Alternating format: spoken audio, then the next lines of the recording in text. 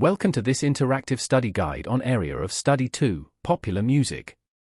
In the next few minutes, we will trace the development of blues, jazz, swing, and big band music from the early 20th century to the 1950s. You will learn the essential musical features that define these styles, the iconic 12-bar blues chord progression, the art of improvisation, syncopated rhythms, and the role of different instruments in large ensembles. Understanding these concepts will help you analyze and appreciate the foundation of most modern popular music. Let's map out the core elements. The blues provides the harmonic foundation with its 12-bar cycle using chords I, 4, and V, and uses blue notes for expressive tension. Jazz builds on this with improvisation, first collective, later solo, and rhythmic devices like syncopation and swing. Swing and big band music expand the ensemble to include saxophones, trumpets, trombones, and a rhythm section, relying on arranged charts.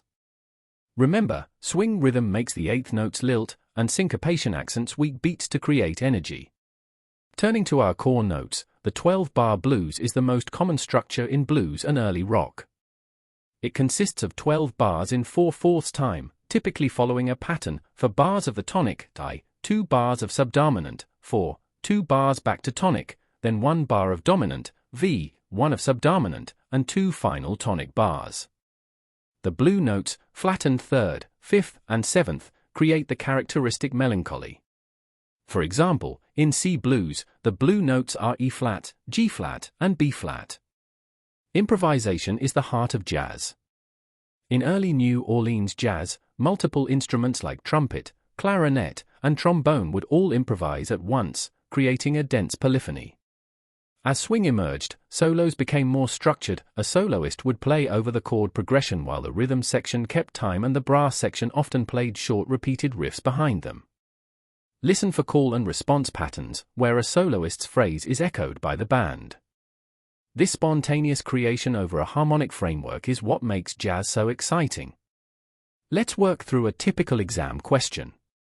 Suppose you are given a 12-bar blues in the key of G. First, identify the chords I equals G, for equals C, V equals D.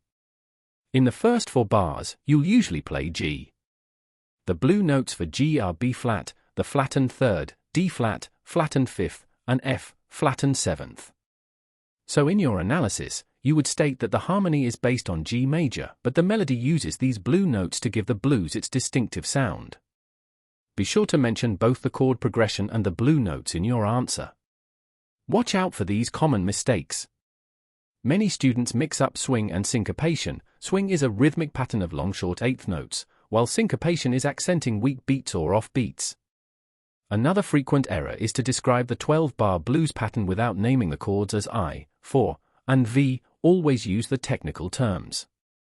Also, remember that early jazz used collective improvisation, where everyone improvises together, but by the swing era, solos became individual. Finally, a walking bass line is not merely playing the root note, it typically moves in stepwise motion on every beat, often using chromatic passing tones. To wrap up, remember the 12-bar blues progression as the harmonic backbone, using blue notes for expressiveness. Improvisation evolved from collective to solo, always over chord changes. Swing and syncopation give the music its rhythmic drive. Big bands introduced larger sections and arranged riffs. Finally, the walking bass is a steady, stepwise bass line. Connect these concepts to the historical timeline, and you'll be ready for any exam question on popular music from 1900 to the 1950s.